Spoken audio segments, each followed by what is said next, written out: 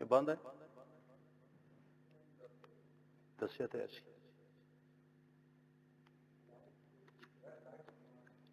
پتہ کر لو نہیں. چلو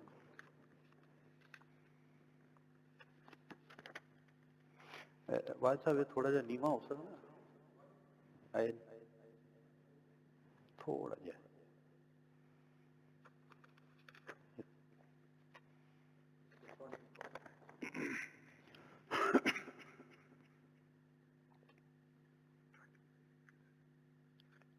چلو ٹھیک ہے.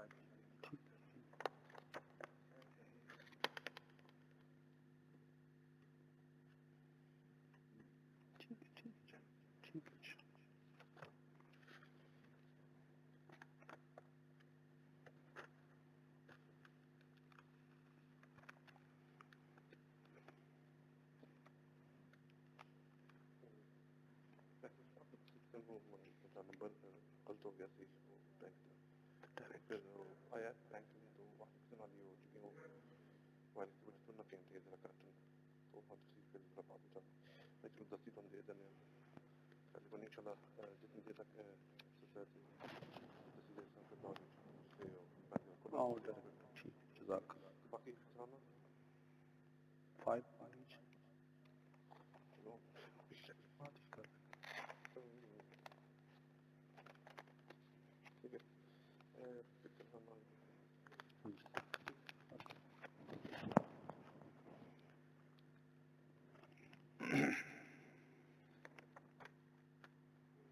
بسم اللہ الرحمن الرحیم. ان اللہ وملائکته یصلون علی النبی یا ایها الذین آمنوا صلوا علیہ وسلموا تسلیما. اللهم صل على سيدنا ومولانا محمد وعلى آل سيدنا ومولانا محمد وبارک وسلم وصلی علیہ. برادران اسلام، قابل قدر مائیں بہنیں اور عزیز بچوں، الحمدللہ آج رات رمضان المبارک کے خوبصورت لمحات میں مسجد فیضان مدینہ میں قرآن مجید فرقان حمید کی تلاوت کی جائے گی. اس حساب سے چند آیات مقدسہ کا ترجمہ، شورٹلی کچھ تفسیر اور خلاصہ، بس ایک حاضری ہوگی، ورنہ قرآن پاک کے اس ناپیدا کنار سمندر میں جو موتی ہیں ان کا احاطہ، پھر ان کا بیان، وہ بہت عظیم کام ہے اور بڑا وقت چاہیے اور پھر بڑا علم چاہیے. میں تو ایک ادنا سا طالب علم ہوں، تو صرف حاضری دینی ہے تاکہ اس کی برکات اور ہدایات ہمیں نصیب ہوں. قرآن عظیم فرقان حمید رب العالمین کا بڑا احسان ہے کہ اس نے ہماری گائیڈنس کے لیے یہ قرآن پاک نازل فرمایا، اور یہ اسی کی تعریف ہے کہ اس مالک الملک جو ہمارا کریٹر، خالق ہے، ماسٹر ہے، ریویلر آف دا ہولی قرآن ہے، اس نے اپنے نبی اکرم محبوب کریم تاجدار ختم نبوت علیہ الصلوۃ والسلام پر یہ قرآن پاک نازل کیا، اور پھر اس کو مکمل طور پہ ہماری کامیابی کے لیے ذریعہ ہدایت بنایا کہ یہ نبی پاک علیہ الصلوۃ والسلام کے سینہ اطہر پہ نازل ہوا. اور قرآن اللہ کا آخری کلام ہے اور سارے آسمانی کتابوں کا سردار کلام ہے، اور یہ نبی پاک علیہ الصلوۃ والسلام کا زندہ میرکل ہے، معجزہ ہے. باقی انبیاء علیہ السلام کے معجزات اب کہیں بھی موجود نہیں ہیں. نبی پاک علیہ الصلوۃ والسلام کا معجزہ قرآن کی صورت میں گھر گھر موجود ہے، اور یہ قرآن کا کمال ہے کہ یہ سب سے زیادہ پڑھی جانے والی کتاب ہے، سب سے زیادہ. اور اس کا زیادہ عروج جو ہوتا ہے نا وہ رمضان المبارک میں ہوتا ہے. کوئی بڑا ہی بیچارہ کوئی سست کال قسم کا مسلمان ہو جو رمضان میں بھی قرآن شریف نہ کھولے. لاپرواہی تو بڑی ہے، غفلت تو بڑی ہے، سستی تو بڑی ہے. ایمان رکھنے والا نوجوان بڑے بڑے لمبے لمبے آرٹیکل پڑھتا ہے، ناول پڑھ جاتا ہے، نیوز پیپر سارے کا سارا پڑھ جاتا ہے، لیکن قرآن پاک کی چند آیتیں وہ پورے 24 گھنٹے میں نہیں پڑھتے. حالانکہ قرآن کی خبریں ساری سچی ہیں. نیوز پیپر کی بڑی جھوٹی جھوٹی خبروں پہ وہ اپنا وقت گزارتا ہے. یہ قرآن میں جو نیوز آئی ہیں سچی نیوز ہیں، نبی پاک کے وسیلے سے ملی ہیں، اور اس کے ذریعے تیری دنیا بھی کامیاب ہو جائے گی، تیری آخرت بھی سنور جائے گی. تو یہ قرآن پاک مقدس یا معجزہ تو ضرور ہے، یہ صرف ایک معجزہ نہیں ہے. 6666 آیات کم و بیش. تو ہر آیت نشانی ہے، ہر آیت معجزہ ہے، اللہ کا کلام ہے. اور اللہ رب العالمین نے اس کے ذریعے امت مسلمہ کی نجات رکھی.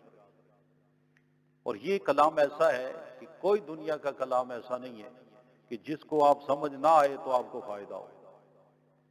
یہ ایسا کلام ہے اگر آپ کو سمجھ نہیں بھی آ رہا نا، آپ پڑھیں گے تو ہر حرف کے بدلے 10 نیکیاں ملیں گی. بعض لوگ جدید قسم کے ماڈرن جو مفکر بننے کی کوشش کرتے ہیں ایسے جملے بول دیتے ہیں، جی قرآن پاک کی اگر سمجھ نہیں آتی پڑھنے کا کوئی فائدہ نہیں. اور خدا کے بندو یہی تو وہ کلام ہے جو سمجھ نہ بھی آئے تو پھر بھی پڑھنے میں فائدے ہیں، گناہ معاف ہوتے ہیں، بخششیں. بلکہ حدیث شریف میں تو یہاں تک آتا ہے کہ وہ بندہ کوشش کرتا ہے، قرآن پاک اس کی زبان پہ نہیں چڑھتا، بڑی مشکل سے وہ قرآن پاک کے لفظ ادا کرتا ہے. نبی پاک نے فرمایا اس کو 2 ثواب ملے.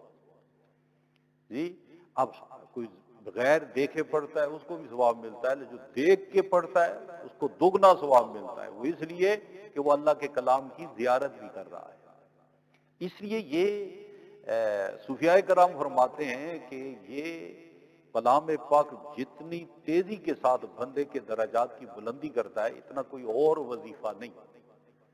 بطور روزانہ کے معمولات میں قرآن مجید کی جو تلاوت کی جاتی ہے، اور حدیث شریف کے مطابق تو یہ ہے کہ تلاوت کرنے والے کو دعا کی حاجت نہیں رہتی، وہ تلاوت کرتا جاتا ہے، اللہ اس کی حاجتیں پوری کرتا جاتا ہے.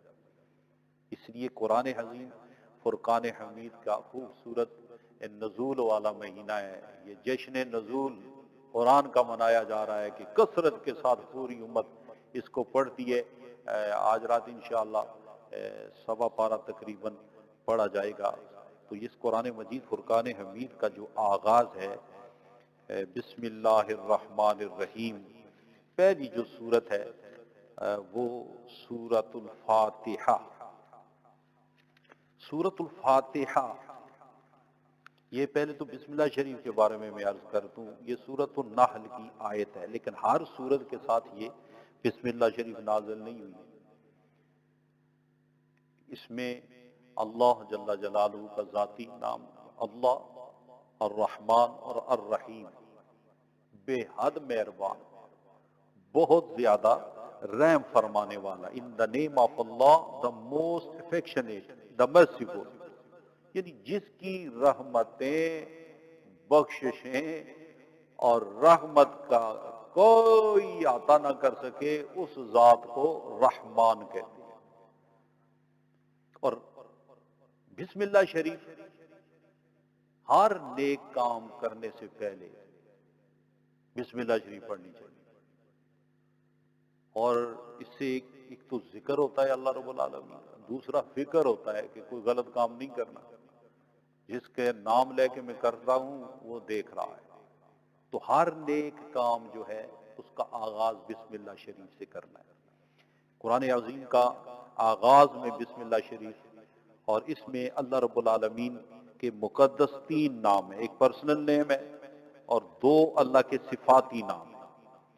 اور بسم اللہ الرحمن الرحیم ہر نیک کام سے پہلے صرف ایک مقام ایسا ہے کہ جس میں نبی پاک صلی اللہ علیہ وسلم نے فرمایا کہ جب تم کسی اینیمل کو سلوٹرنگ کرو نا، اس وقت one should only recite بسم اللہ اللہ اکبر، وہاں آپ نے صرف اللہ اکبر کہنا ہے۔ نبی پاک صلی اللہ علیہ وسلم نے اس وقت اس اللہ کی رحمانیت کا ذکر کا وہاں نہیں کیا۔ تو اس طرح بسم اللہ الرحمن الرحیم، دروازہ کھولیں تو بسم اللہ الرحمن الرحیم، پانی پیئیں تو بسم اللہ الرحمن الرحیم، جی کوئی بھی نیک کام آپ کرنے لگے ہیں، کیونکہ اس سے یہ فائدہ ہوگا، حدیث شریف میں آتا ہے کہ جو کام اللہ کے نام سے شروع کیا جائے اس میں برکت نازل ہوتی ہے، اس میں برکت نازل ہوتی ہے۔ تو قرآن عظیم فرقان حمید کی جو تلاوت کا آغاز ہو تو اس میں خود ہی قرآن آداب بتاتا ہے، ایک تو وضو ضروری ہے، جی یہ ظاہر کی طہارت ہے، باطن کی طہارت کے لیے اور وسوسوں سے بچنے کے لیے اور قرآن عظیم سے صحیح ہدایت، کامل ہدایت لینے کے لیے شیطان کی شیطانیوں سے پناہ مانگتے ہوئے اعوذ باللہ من الشیطان الرجیم پڑھیں، پھر بسم اللہ الرحمن الرحیم پڑھیں۔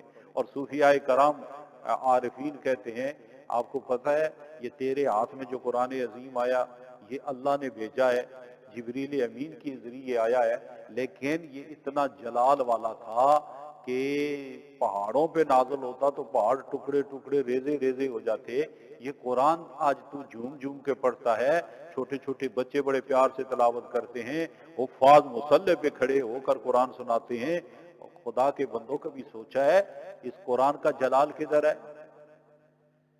تو نبی پاک رؤوف الرحیم علیہ الصلوۃ والسلام صاحب قرآن کی ذات پہ درود و سلام بھی پڑھ کے اللہ کے کلام کی تلاوت شروع کر، کیونکہ یہ قرآن تجھے نبی پاک کے ذریعے ملا، اللہ کا کلام ہے۔ اللہ کے کلام کے جلال کو نبی پاک صلی اللہ علیہ وسلم نے اپنے سینہ اطہر پہ برداشت کر کے امت کے حوالے کیا ہے۔ اس لیے امتی جب تو قرآن مجید کی تلاوت بھی کرے نا تو اعوذ باللہ بھی پڑھ، بسم اللہ بھی پڑھ، نبی پاک علیہ السلام کی بارگاہ میں درود و سلام بھی بھیج، پھر قرآن مجید کھول تلاوت شروع کرے گا، کیونکہ قرآن سے ہدایت انہیں ملتی ہے جنہیں نبی پاک کی محبت ملتی ہے، جنہیں نبی پاک کا احترام ملتا ہے۔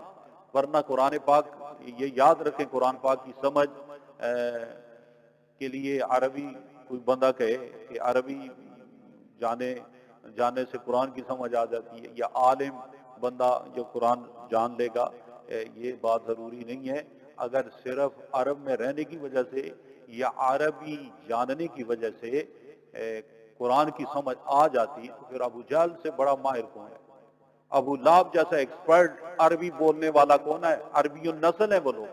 عبداللہ بن ابی جو رئیس المنافقین ہے، اس سے بڑا عالم اور ایکسپرٹ ان عربک کون ہوگا کہ جسے جناب، لیکن انہیں قرآن کی سمجھ نہیں آئی، انہیں قرآن کی سمجھ نہیں آئی، وہ تباہ ہو گئے، وہ برباد ہو گئے، وہ یقین کی طرف نہیں آئے۔ حبشہ سے بلال آیا، اسے سمجھ آ گئی، روم سے سہیب آ گئے، سمجھ آ گئی، فارس سے سلیمان آ گئے، انہیں قرآن سمجھ آ گئی۔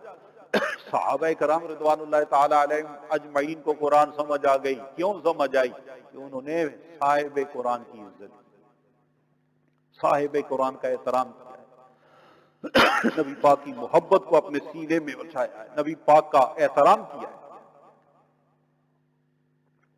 جس دل اور سینے میں نبی علیہ السلام کی عزت احترام آتی ہے، اسی سینے میں قرآن کی ہدایت آتی ہے، انہی لوگوں کو صحیح معنی میں قرآن کی روح سمجھ آتی ہے، قرآن کے مضامین کی سمجھ آتی ہے۔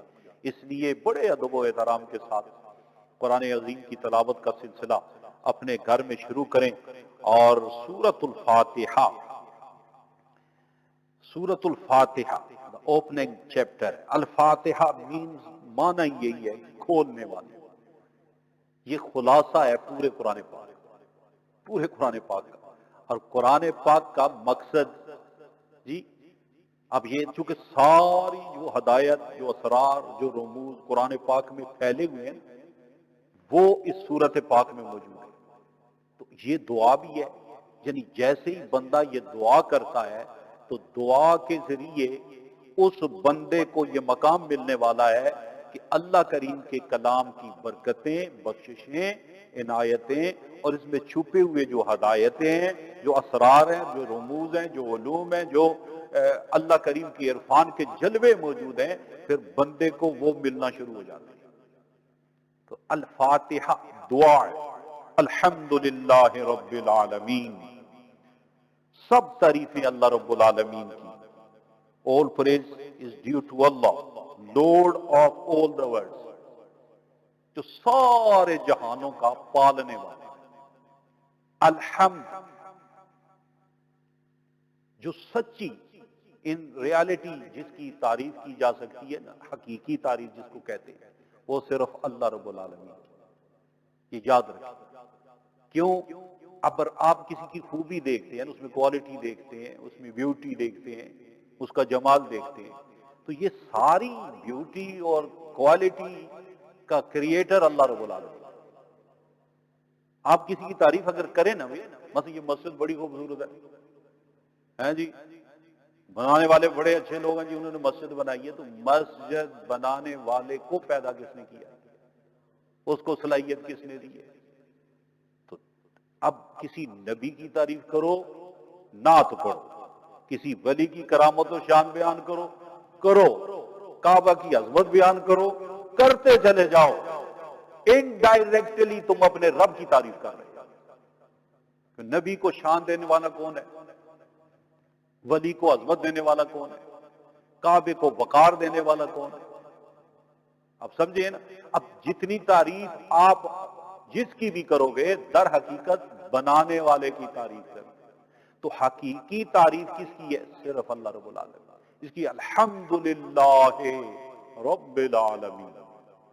ہاں، اس لیے بندہ جیسے یہ پڑھنے لگے، ہاتھ باندھ کے رب کی بارگاہ میں موصلی نماز میں پڑھتے ہیں، پڑھنا ضروری ہے، واجب ہے اس کا پڑھنا۔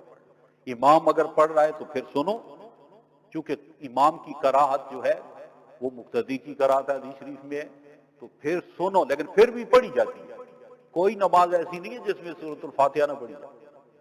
اور سورۃ الفاتحہ جیسے ہی شروع کرنا ہے، فوراً بندہ غور کرے کہ کون کون سی لافانی نعمتیں میرے رب نے مجھے عطا کی۔ ہماری سوئی وہاں اٹک جاتی ہے، وہ ایک دو چیزیں بھی کم ہو جائیں نا تو ہم وہاں ہی رہتے ہیں، بھائی یہ کمی ادھر دیکھتے ہو۔ خدا کے بندے، اس لیے نبی پاک علیہ الصلوۃ والسلام نے فرمایا کہ اب سے جو کم تر لوگ ہیں نا، ان کو دیکھا کرو۔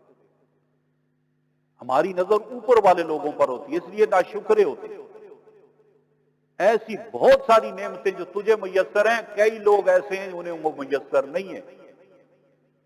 حضرت شیخ سعدی رحمۃ اللہ علیہ کے بارے میں ہے کہ ایک دفعہ وہ مسجد میں گئے تو کسی نے ان کی چپلیاں، جوتے جو ہیں، شوز کسی نے چرا لیے، تو گرم پتھروں پہ جب چلے نا، زمین تپی ہوئی تھی، تو آنکھوں سے آنسو آ گئے، شکوہ کیا، اللہ میں تیرے گھر میں تیری عبادت کے لیے آیا اور میری کوئی جوتیاں ہی لے گئے۔ رونے لگے۔ اب گئے جا کے مسجد میں دعا کر کے جب واپس باہر نکلے، ایک بندے پہ نظر پڑی، اس کے پاؤں ہی نہیں، وہاں سے ہی جا کے مسجد میں جا کے عرض کیا، مالک تیرا لاکھ لاکھ شکر ہے، تو نے مجھے پاؤں تو دیے ہوئے۔ اس لیے ناشکری اس لیے آتی ہے کہ ہم بڑی بڑی باتوں پر نظر رکھتے ہیں، جو چیزیں نہیں ہیں بس انہی پہ نظر رکھتے ہیں۔ اور خدا کے بندے غور تو کر، تجھ سے کئی لوگ تجھ سے شکل سے اچھے ہیں، عقل سے اچھے ہیں، علم کے لحاظ سے اچھے ہیں، تقویٰ طہارت ان کے پاس موجود ہے، لیکن ان کے پاس وہ نعمتیں نہیں ہیں جو تیرے پاس موجود ہیں۔ اس لیے الحمدللہ رب العالمین، ساری تعریفیں اللہ رب العالمین کی ہیں، جو سارے جہانوں کا پالنے والا ہے۔ رب اس کو کہتے ہیں کہ جو جس کی جو ضرورت ہو اس کو عطا کرے۔ ہاں، وہ رب ہے، پالن ہار ہے، وہ پالنے والا ہے، پالتا بھی ایسے ہے جیسے پالنے کا حق ہے۔ باپ کو بھی اللہ نے ایک مقام دیا ہے کہ وہ بھی پالتا ہے بچوں کو، ماں بھی پالتی ہے۔ آپ دعا کرتے ہیں رب ارحمہما کما ربیانی صغیرا، لیکن جو وہ پالتے ہیں، یا ان میں جو شفقت ہے، جو رافت ہے، جو پیار ہے، ماں ہر دکھ برداشت کر لیتی ہے، اور باپ بڑی مشقت اٹھا کر اپنے بچوں کو پالنے کے سلسلے جاری رکھتا ہے، وہ ان کو یہ جو ربوبیت والا جذبہ ہے نا، پالنے والا، یہ رب عطا فرمانے والا ہے، یہ رب ادا کرتا ہے، اس لیے وہ رب الارباب ہے۔ وہ اتنے چھوٹے چھوٹے سلسلے کائنات میں چلے ہوئے ہیں نا، یہ محنت کرتا ہے، وہ کھاتا ہے، کوئی کھانے پہ مصروف ہے، کوئی کھلانے پہ مصروف ہے، کوئی کمانے پہ مصروف ہے، جی کوئی غریب ہے، کوئی امیر ہے، امیر لاتے ہیں، غریب کھاتے ہیں، محتاجیاں دور ہوتی ہیں۔ اور فرمایا کہیں ڈٹ نہ جانا، اکڑ نہ جانا، بفر نہ جانا، بکھر نہ جانا، تم سب جو کچھ بھی کر رہے ہو، تم سب کو پیچھے میں رب عطا کرنے والا، میں اللہ دے رہا ہوں، میری نعمتیں تم لٹا رہے ہو۔ اس لیے الحمدللہ رب العالمین الرحمن الرحیم مالک یوم الدین ایاک نعبد و ایاک نستعین۔ پہلے رب العالمین، یہ دعا کا طریقہ بتایا جا رہا ہے کہ دعا مانگنی ہے تو پہلے ہی جا کے نہیں، کوئی طریقہ سیکھو پہلے، ہاں دعا سے پہلے اپنے رب کی تعریف کرو، اس کی ثنا بیان کرو۔ سبحان ربی العلی الاعلی الوہاب، حدیث شریف میں آتا ہے نبی پاک علیہ الصلوۃ والسلام جب دعا مانگتے تو یہ کلمات پہلے پڑھیں، سبحان ربی العلی الاعلی الوہاب۔ اور ایک صوفی نے تو کمال ہی کر دیا، وہ کہتا ہے میں جب دعا مانگتا ہوں تو میں تو اس طرح مانگتا ہوں، پیچھے پہلے نبی پاک صلی اللہ علیہ وسلم کو بتائے ہوئے الفاظ پڑھتے ہیں، سبحان ربی العلی الاعلی الوہاب، آگے پھر کہتے ہیں ربنا حب لنا من لدنک ریحا طیبۃ، پھر پڑھتے ہوئے کہتے ہیں یا وہاب یا وہاب یا وہاب توہبت بالوہبۃ والوہبۃ فی وہبۃ وہبتک یا وہاب۔ کمال کرتے ہیں مانگنے کے طریقے، یہی تو درویشوں کا طریقہ ہے کہ ان کو مانگنے کا طریقہ ہے، وہ رب سے مانگتے ہیں۔ اور حضور شیخ العالم سیدی رحمۃ اللہ علیہ فرمایا کرتے، آپ فرماتے سحری کا وقت وہ ہے کہ صوفیاء کرام جو ہے نا، صوفیاء لوگ ہیں، درویش، یہ سحری کے وقت مانگتے رہتے ہیں، پھر سارا دن تقسیم کرتے رہتے ہیں، رب کی بارگاہ سے مانگتے۔ اسی طرح اللہم یا غنی، یہ حدیث شریف کے الفاظ، اللہم یا غنی یا حمید یا ممید یا رحیم یا ودود یا غنی یا غنی تغننت بالغنت والغنت فی غنت غنتک یا غنی۔ پڑھو تو صحیح، اللہ محتاج نہیں کرے، محتاجیاں دور کرنے والی وہ ذات ہے، اس کی بار میں جھکنے کی ضرورت ہے، مانگنے کی ضرورت ہے۔ مانگنے کا گر جس میں آ گیا نا، دنیا میں لوگ کہتے ہیں یہ مانگنے والے ہیں نا، لوگوں کے دروازوں پہ جاتے کتنے ایکسپرٹ ہوتے ہیں، کیا کیا کرتے ہیں جناب، کیا کیا آوازیں دیتے ہیں، کیا کیا جملے بولتے ہیں، اپنی کیا کیا آیت بناتے ہیں، سخت سے سخت بندہ اس کا دل بھی نرم ہو جاتا ہے، وہ دینے پہ مجبور ہو جاتا ہے۔ خدا کے بندو کامیاب گداگر بنو اپنے رب کی بارگاہ، کامیاب گداگر، پھر دیکھو کوئی کمی نہیں رہے گی۔ اسباب پیدا کرنے والی اس کی ذات ہے، کہاں سے ملنا ہے کہاں سے دینا ہے یہ تیری میری مرضی نہیں ہے، تو اپنی مالک کی بارگاہ میں عرض کر، اس کی مرضی ہے وہ کیسے تیری مدد کرتا ہے۔ الحمدللہ رب العالمین الرحمن الرحیم، بہت مہربان، جی بے حد رحم فرمانے والا، مالک یوم الدین، master of the day of judgment. یہ جو ڈے چھوٹے چھوٹے ہیں ہمارے، یہ ڈے کا مالک کون ہے؟ اللہ ہی ہے۔ تو بڑے دن کا بات کی ہے، بڑا دن وہ 50,000 سال والا، اس بڑے دن کا مالک اللہ ہے۔ بتا دیا ہو جو دن تجھے ملے ہیں ان کا مالک بھی وہی ہے، سوموار منگل بدھ کا مالک بھی وہی ہے، جمعہ جمعرات کا مالک بھی وہی ہے، صرف دن کا مالک نہیں رات کا مالک بھی وہی ہے۔ ہاں یہ نہیں کوئی بندہ سمجھے جی دن کا مالک ہے تو رات نہیں، رات بھی اسی کی دن بھی اسی کی، سب کا مالک وہ ہے۔ پھر اس کے بعد عرض کرتا ہے ایاک نعبد و ایاک نستعین، مالک ہم تیری ہی عبادت کرتے ہیں اور تجھ ہی سے مدد مانگتے ہیں۔ We worship you alone and beg you alone for help، یعنی تجھ ہی سے مدد، اور لیکن یہ یاد رکھیں عبادت worshiping جسٹ جتنی بھی کائنڈز آف worshiping ہے نا وہ سب اللہ کے لیے، عبادت صرف اللہ کی۔ جیسی آپ انٹینشن کرتے ہیں، اب نماز پڑھتے ہیں 2 رکعت نماز نفل، worship Almighty Allah, facing towards Kaaba, Allahu Akbar. اب جیسی آپ نے اللہ اکبر کیا نا تو اب آپ کا ہر عمل کیا بن جائے گا؟ عبادت. آپ سٹینڈنگ میں ہیں تو عبادت ہے، آپ باؤنگ ڈاؤن کر رہے ہیں عبادت ہے، آپ تسبیح پڑھتے ہیں عبادت ہے، آپ دوزانو بیٹھے ہیں جی پھر عبادت ہے. کیوں؟ اب آپ کا جو ایکشن بھی ہو رہا ہے یہ معبود کے لیے ہو رہا ہے، یہ خدا کے لیے ہو رہا ہے. کیوں؟ آپ نے نیت کر لی تو یہ سب عبادت ہے. اچھا آپ کی نماز مکمل ہو گئی، سلام پھیر لیا، دعا کر لی، آپ وہاں ہی بیٹھے ہوئے ہیں. میں ایک مسئلہ سمجھانا چاہتا ہوں. وہاں ہی آپ بیٹھے ہوئے ہیں، آپ کے والد گرامی تشریف لائے، آپ کے مرشد آ گئے، آپ کے ٹیچر آ گئے، آپ کھڑے ہو گئے، ہاتھ چھوڑے ہوئے ہیں یا باندھے ہوئے ہیں، کھڑے ہو گئے. آپ وہ بیٹھے ہیں، آپ بھی بیٹھ گئے، آپ ان کے سامنے دوزانو ہو کے بیٹھ گئے، بڑا ریسپیکٹ کے ساتھ بیٹھ گئے. اب آپ کے یہ ایکشن یہ کیا ہے؟ پہلے اسی طرح آپ تھے تو عبادت بن رہی ہے، لیکن اب یہ عالم آیا ہے یا کوئی جناب درویش آ گیا ہے یا آپ کے والد گرامی آ گئے یا کوئی بزرگ آ گئے. کیونکہ نبی پاک صلی اللہ علیہ وسلم نے فرمایا جس نے میری امت کے بوڑھے کا احترام کیا اس نے میں محمد کا احترام کیا صلی اللہ علیہ وسلم.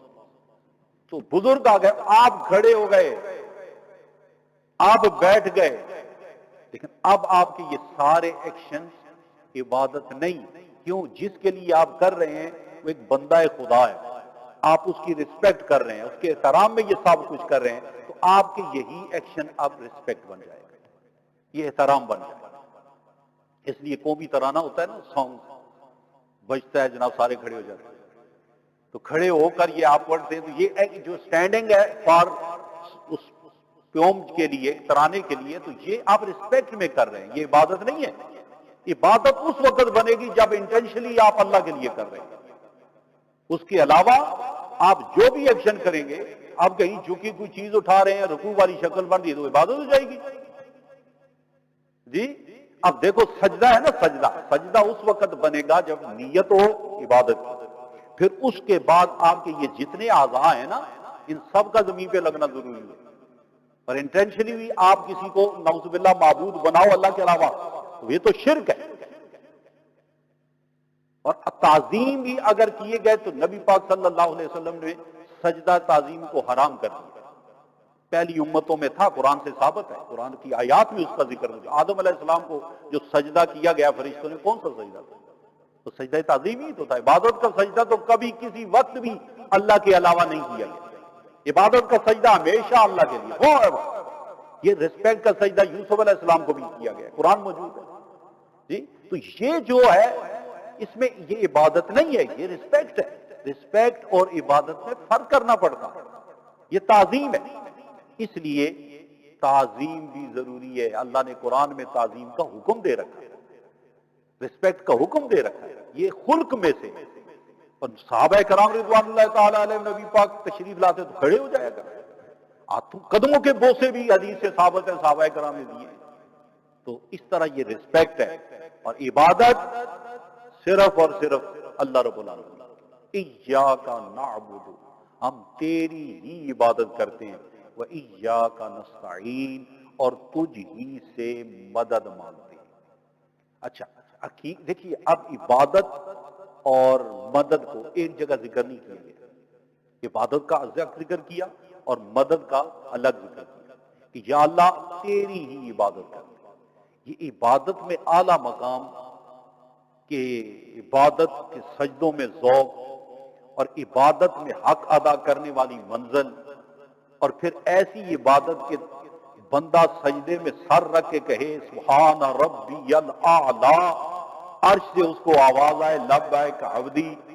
یہ اس وقت تک نہیں ہو سکتا مالک جب تک تو مدد نہ فرمائے، جب تو میری گناہوں والی پستیاں نکالے، تو اندر سے میرے میل دور کرے، تو میری بشری تقاضوں سے جو خرابیاں کمزوریاں ہیں وہ جب تک دور نہ کرے، جب تک تو میرے ظاہر باطن کو اتنی طہارت نہ دے کہ میں سجدے میں جاؤں، آواز دوں سبحان ربی الاعلی، پردے ہٹ جائے اور تیرے جمال کی زیارت ہو جائے، یہ اس وقت تک نہیں ہو سکتی میں اس لیے عرض کرتا ہوں ایاک نستعین، تو ہی حقیقی مددگار ہے، میں تجھ سے مدد مانگتا ہوں تاکہ میں عبادت وہ کروں نا جو عبادت تیرے محبوبوں نے کی، جو تیرے پیاروں نے کی ہے، جو تیرے قرب والوں نے کی۔ اچھا، نماز سے فارغ ہو گئے، آپ بیمار ہو گئے، ڈاکٹر کے پاس چلے گئے، آپ کو پیسوں کی ضرورت آئی، کسی بندے سے رابطہ کر لیا۔ کوئی کہے بھائی ابھی تو نماز میں کہہ رہا تھا تو جی سے مدد مانگتا ہوں، یہ مدد مانگنے کے در چلا گیا تھا۔ میری بات سمجھ آ گئی؟ یہ جو دنیا ہے یہ اللہ نے دار الاسباب بنائی، اس میں اسباب ہیں، اس میں وسیلے ہیں۔ جی کوئی بیمار ہوتا ہے تو اس کو دوا کی ضرورت ہوتی ہے، کوئی دعا دینے پہ مصروف ڈاکٹر ہے، جی مریض دعا کے لیے پہنچا ہوا ہے، تو اب کوئی جناب دعا کے لیے، کوئی غریب آپ مدد کر رہے ہیں اور مدد کے لیے اس کی ضرورت ہے، وہ آپ کو بلا رہے ہیں، آپ جا رہے ہیں۔ تو یہ دنیا کا ایک نظام ہے، اس میں آپ دیکھیں نا کہ پیدائش سے لے کے موت تک بندہ محتاج ہے، قبر میں بھی خود نہیں، اس کو بھی اٹھا کے بندے لے کے جاتے ہیں۔ کیوں؟ اسباب، دار الاسباب اللہ نے اس کو بنایا ہے، اور مسبب الاسباب اس کی ذات ہے، وہ کریٹ کر رہا ہے ان اسباب کو، اور بندہ مدد کرے۔ آپ کسی کو 500 پاؤنڈ دے رہے ہیں، مدد کر رہے ہیں، تو آپ یہ سمجھ بیٹھے تو آج خود یہ کر رہا ہے؟ نہیں، ایمان والا جھوم کے اللہ کا شکر ادا کرتا ہے جس نے اتنے بڑے ہاتھ کو اٹھایا ہے، جیبے میں پہنچایا ہے، اور اتنی رقم نکال کے وہ دے رہا ہے۔ کھانا کسی کے گھر کھاتے ہیں، لیکن دعا ہم کیا کرتے ہیں؟ الحمدللہ الذی اطعمنا وسقانا۔ جی کھانا تو تو اپنے دوست کے گھر کھا رہا ہے، دعا کر رہے اللہ تو نے مجھے کھلایا ہے، تو نے مجھے پلایا ہے۔ جی تو یہ کیا مطلب ہے؟ یہ بظاہر جو اسباب بن رہے ہیں نا، یہ در حقیقت اسباب میں جو طاقت دینے والا ہے یہ اللہ کی ذات ہے۔ اس لیے دعا میں تاثیر کرنے والا، اگر آپ تکلیف میں ایسی پریشانیوں میں ہیں تو آپ کسی بزرگ کے پاس چلے جاتے ہیں، کسی عالم کے پاس چلے جاتے ہیں، کسی خدا رسیدہ شخص کے پاس چلے جاتے ہیں، ہمارے لیے دعا کریں۔ تو اب دعا میں بھی تاثیر رکھنے والا وہ ہے، تعویذ میں تاثیر رکھنے والا وہی ہے، کلام الہی پڑھ کے دم میں تاثیر رکھنے والا بھی وہی ہے۔ جو رب ایک گولی میں تاثیر رکھتا ہے وہ دم درود میں بھی تاثیر رکھتا ہے۔ مؤثر حقیقی اللہ رب العالمین کی ذات، یہ جب آپ یاد رکھیں، مؤثر حقیقی طور پہ اثر دینے والی ذات کس کی ہے؟ ہم گولی کھا کے بھی وہ شافی اسی کو مانتے ہیں، گولی کھاتے ہیں۔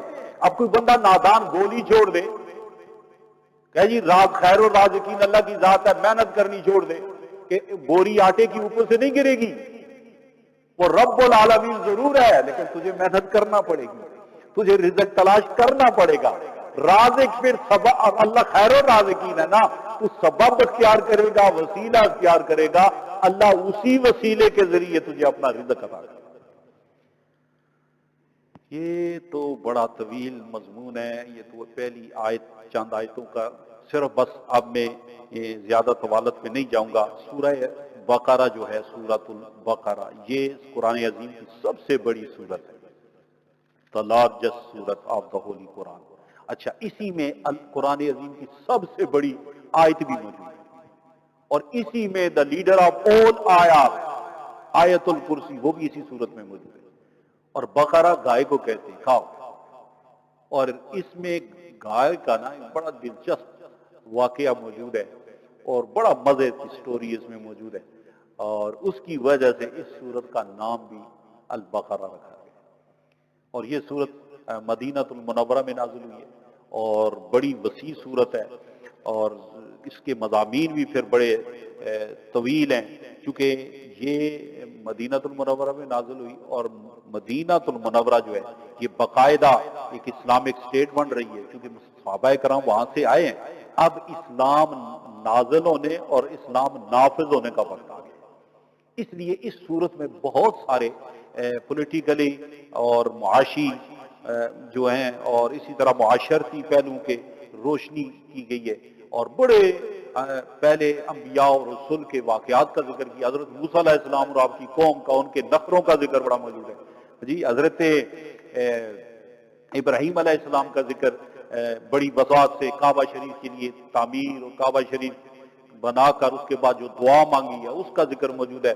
اور اس پہلی دعا میں جو آپ نے نبی پاک علیہ الصلوۃ والسلام کی بعثت کی دعا مانگی ہے، یا اللہ وہ رسول بھیجنا، یعنی میں نے کعبہ بنا دیا اب بسانے والا بھیج دے. حضرت ابراہیم علیہ السلام دعا مانگتے ہیں کہ وہ بھیج جو تیری کلام کی تلاوت کرے، وہ بھیج جو تیری کتاب کو پڑھائے بھی اور سکھائے بھی، اور وہ بھیج لوگوں کو پاک کرے. یعنی وہ دعا بھی موجود ہے. اور اس طرح حضرت ابراہیم علیہ السلام کا وہ مقام ابراہیم ہے. حضرت سیدنا عمر فاروق رضی اللہ تعالیٰ عنہ اس کے پاس نبی پاک علیہ السلام موجود ہیں، تو عرض کی چونکہ وہاں مقام ابراہیم بہت سارے لوگوں نے زیارت کی ہے الحمدللہ، وہ اس کے پاس سے گزرے تو حضرت امیر المومنین سیدنا فاروق اعظم عرض کرنے لگے یا رسول اللہ کیا یہاں نماز نہیں پڑھ سکتے؟ اچھا ادھر انہوں نے مشورہ کیا، ادھر جبریل امین آ گئے، وَاتَّخِذُوا مِن مَقَامِ إِبْرَاهِيمَ مُصَلًّى، مقام ابراہیم کو مصلی بنا. آج مقام ابراہیم وہ جگہ ہے جہاں حضرت ابراہیم علیہ السلام کے قدموں کے فٹ سٹیپس نشان موجود ہیں، بڑے پیارے پیارے نا، لوگ زیارت بھی کرتے ہیں. اب وہاں نفل پڑھنے کا حکم دے دیا. تو اس سے کیا پتا چلا؟ اللہ کے مقبول بندے کے جہاں نشان نسبت والی کوئی تھا ہو وہاں نفل پڑھنے سے برکت ملتی ہے. اگر مقام ابراہیم ایک چھوٹا سا فٹ سٹیپ ہے، صرف پاؤں کا نشان، اس کے اوپر گنبد بھی ہے کہ نہیں، گولڈن گنبد ہے، تو اگر صرف فٹ کے نشان پر اللہ والے کی گنبد بن سکتا ہے تو جہاں پورا ولی اللہ سویا ہوا تو بننے میں کیا ہے جی. اور پھر اگر کسی ولی اللہ جہاں آرام فرمائے اس کے قریب کوئی مسجد ہے، کعبہ کی شریف شریف کی طرف کوئی بندہ جا کے وہاں نفل پڑھ لے تو برکت ہی برکت ہے، رحمت ہی رحمت ہے. تو اللہ تعالیٰ ہمیں قرآن کی سمجھ بھی عطا فرمائے، اس کی برکتیں بھی عطا فرمائے. بہت طویل مضامین ہے، میں تو بہت کچھ تیار کر کے آیا تھا لیکن وقت اپنے اندر اتنی وسعت نہیں رکھتا، اور تھوڑا تھوڑا میں سناؤں گا تاکہ آپ بھی نہ تھکیں اکیں بھی نہیں، اور پیار کے ساتھ قرآن پاک کھولیں، پڑھیں، سمجھنے کی کوشش کریں. یہ مہینہ اتنی محبت سے ہم نے قرآن کے حضور گزارنا ہے نا، اتنے پیار کے ساتھ حاضری لینی ہے. اور میں آخری بات کرتا ہوں، اللہ زندہ حی قیوم ہے، اس نے یہ زندگی نہ ختم ہونے والی زندگی بعد از وصال اپنے نبی کو بھی عطا فرمائی.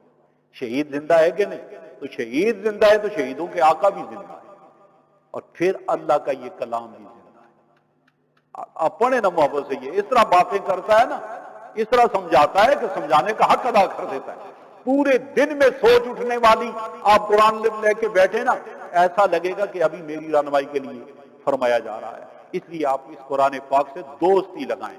دوست گوڑا قسم کا دوست ہونا، گوڑا قسم کا دوست، اس کے ساتھ بندہ راز نیاز کی باتیں کرتا ہے جی، اس کو چھوڑتا نہیں ہے، اس کی ہر بات سنتا ہے. اچھا دوست و مخلص، اچھا. ارے قرآن کو دوست بناؤ، اس کی بات سنو اور اس پر چلو. اور دوست یہ سارے دوست جان چھوڑ جائیں گے لیکن قبر میں یہ ساتھ آ جائے گا، عشر میں یہ ساتھ آ جائے گا. اتنی پکی دوستی قرآن کے ساتھ کرنی ہے. آؤ جو سستی ہم سے ہو گئی، اس غفلت کو چھوڑتے ہیں. آج سچی توبہ کرتے ہوئے اللہ کے کرم سے اللہ کی بارگاہ کی طرف قرآن کے ذریعے رجوع کرتے ہیں، نبی پاک کے وسیلے کے ساتھ رجوع کرتے ہیں.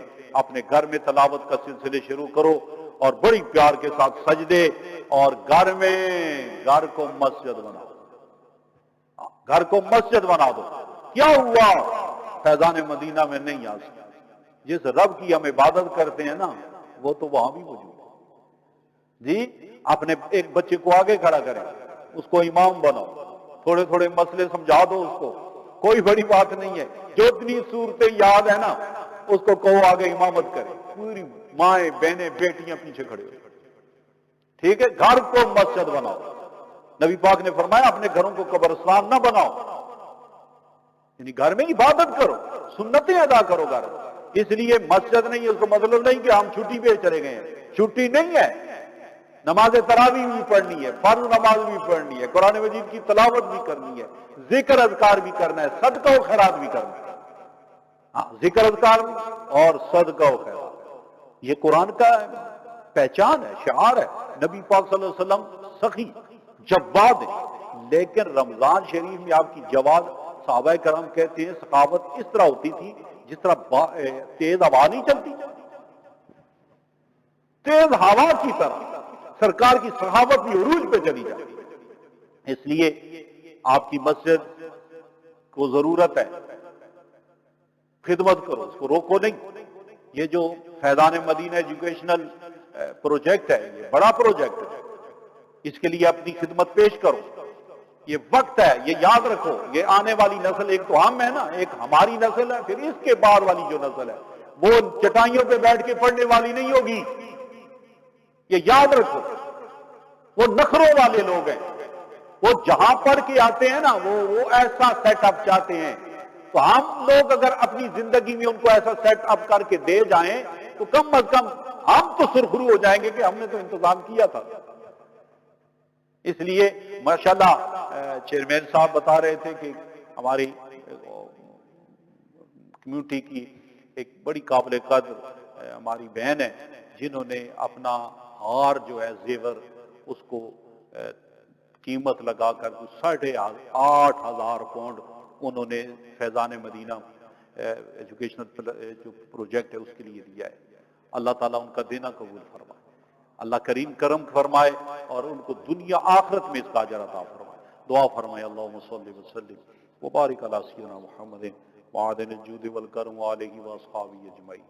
رب العالمین بارگاہ میں گزرے ہوئے وقت قبول فرما۔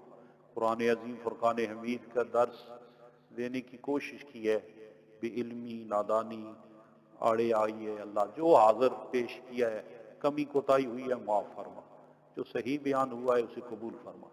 قرآن کے ذریعے ہدایت کے جو انوار رحمت کرم کے سلسلے ہیں اللہ وہ سب ہمیں عطا فرما۔ اللہ کریم قرآن سے محبت عطا فرما، ان لوگوں میں ہمیں شامل فرما جنہیں قرآن کے ذریعے ہدایت نصیب ہوتی ہے، جو قرآن پڑھ کے گمراہ ہوتے ہیں اللہ ان کی شر سے ملت اسلامیہ کو محفوظ فرما۔ اللہ کریم یہ جو وبا اور بلا جس سے انسانیت تباہ ہو رہی ہے اللہ تو کرم فرما، اس سے نجات عطا فرما۔ اللہ کریم اس سے نجات عطا فرما۔ اللہ کریم کمزور ضعیف لوگ ہیں، اللہ کریم اس سے نجات عطا فرما۔ جو افیکٹڈ ہو گئے ہیں، بیمار ہو گئے ہیں اللہ انہیں شفا عطا فرما، جو ابھی تک محفوظ ہیں اللہ انہیں حفاظت عطا فرما۔ یا حافظ یا حفیظ یا ناصر یا نصیر فاللہ خیر حافظا وهو ارحم الراحمین، وصلی اللہ تعالی علی خیر خلقہ محمد وآلہ واصحابہ اجمعین برحمتک یا ارحم الراحمین۔